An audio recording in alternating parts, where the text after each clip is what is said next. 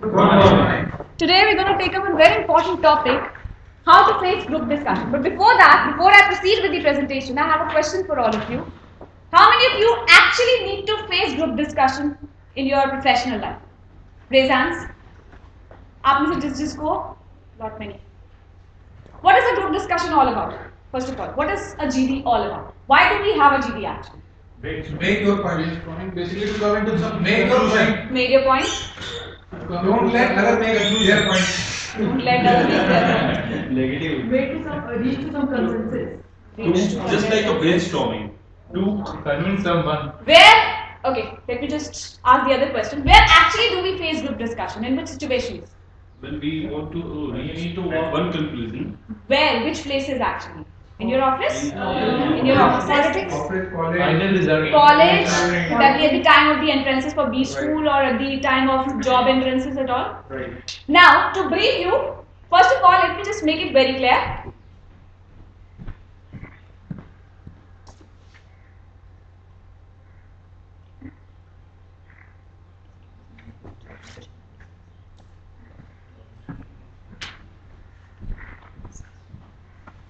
Sorry. There are basically two types of things. One is your group discussion that we see in the extreme form at the time of entrances for B school or at the time of entrances for the job. The other way is where you invite people of your team, you give them a topic to discuss and you want everybody to speak.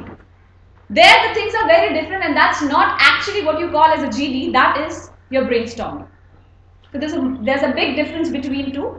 When it is brainstorming, the mentor wants everybody to speak. He wants everybody to give the idea so that they can reach to some constructive thing. Whereas if it is a GD, then the mentor's role is only to evaluate. It is not speaking one by one. If you speak one by one, then that is brainstorming, not GD. And what we want to discuss is group discussion in the extreme form one, right? Now this group discussion is a very important tool of public speaking. Why important? Number one, this is very time saving. Instead of interviewing 40 people one by one, you can easily divide them into a group, put them for a discussion and you'll be able to judge too many things in just one group. And what all are the basis of evaluation for a GD? Number one, your leadership qualities, of course. Since it's a group, the leadership qualities are given important weightage because the mentor wants to judge whether you'll be able to lead the group or not. Are you too timid or are you too dominating? Both are against you. So you have to have the balance between the both. You have to be a leader, of course, but on the other hand, you need to maintain that team building spirit as well. Should not bully someone or you should not be too meek also. Right? Next comes your listening skills. Now, if you interview somebody or you give somebody a topic to speak on, an impromptu speech, a prepared presentation, a PPT, anything, you can judge that person's communication skills, his body language, XYZ. But listening is one part which you can judge only and only in group discussion. There is no other form of public speaking in which you can judge a person's listening skills. So listening skills are actually equally important. जितना आप बोल रहे हैं उतना ही आपके लिए सुनना भी जरूरी है. Am I clear? तो आप मुझे सुन लीजिए. Next comes your communication skills. Needless to say, the most important thing again. And then your subject knowledge.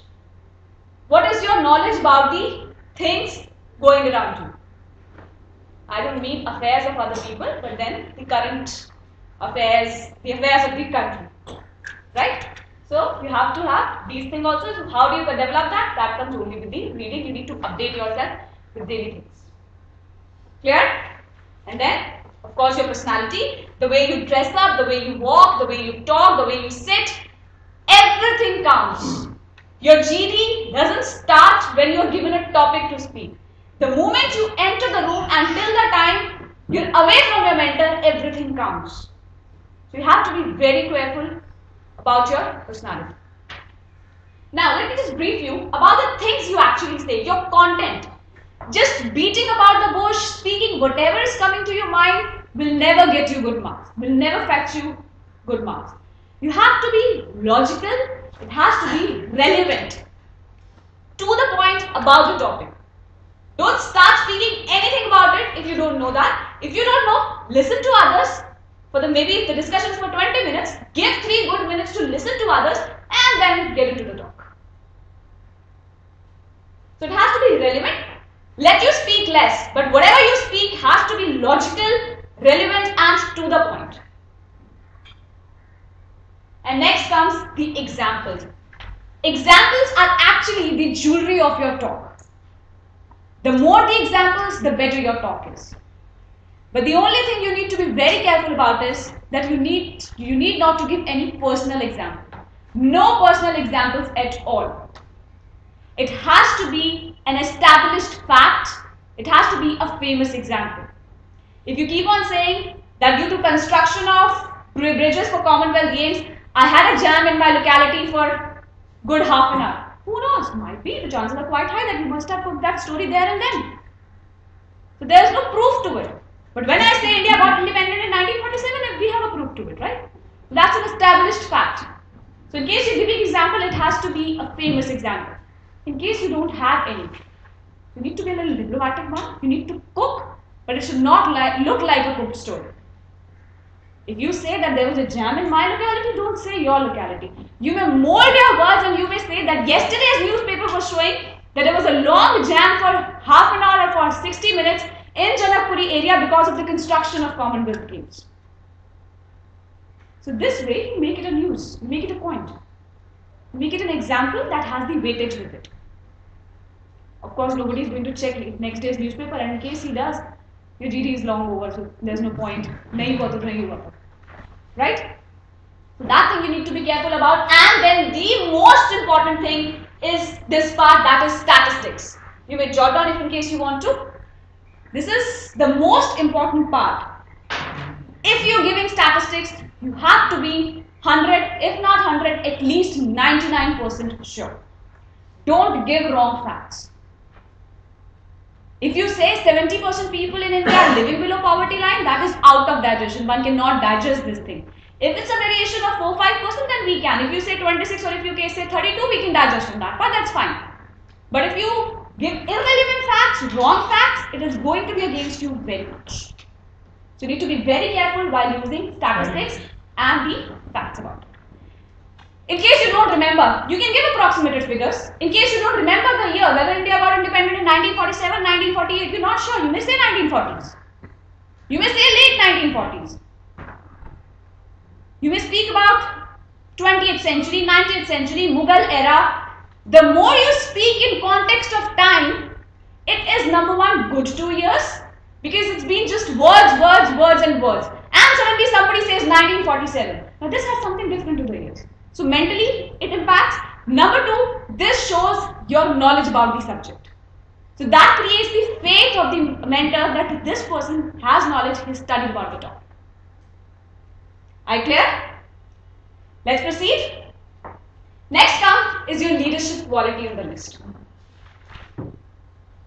One should always be a good leader, but then the point I started with, you must not bully others.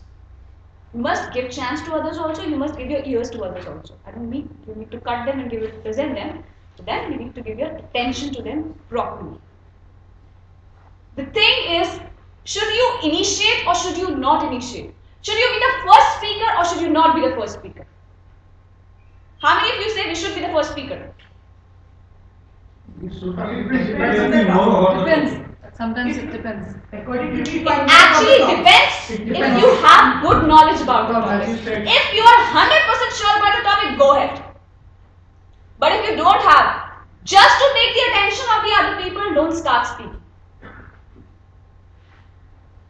Take your time, in case you don't know, listen to others and then get into the discussion. I often use this example. Let us suppose, before that, let me just brief you. In case you initiate, your task is to explain the topic a little. God is a male or a female. Was India a good host to Commonwealth Games or not? You say, you jump to the conclusion right in the first sentence. I believe India was not a good host to Commonwealth Games. When you have decided, why should we sit and waste our time? are in a discussion. It's not a debate, it's not an argument. You're here to give your views and to take the views of the other person. So you have to be very clear about using the words, and then in case you are the one who's going to start it, you are the one who's going to initiate the discussion, then in that case, you need to give the basic explanation of the topic. The chances are quite high that somebody is sitting there who doesn't know what Commonwealth Games is actually all about, and if India ever hosted Commonwealth Games. So for the knowledge of that person, you need to briefly explain that what happened when we had the Commonwealth Games, what were the drawbacks, and then you start giving your views. For example, let's say there's a particular lawyer who invites 10 of his juniors and give them a case A versus B and ask, section 80C IPC will be applicable in this case or not.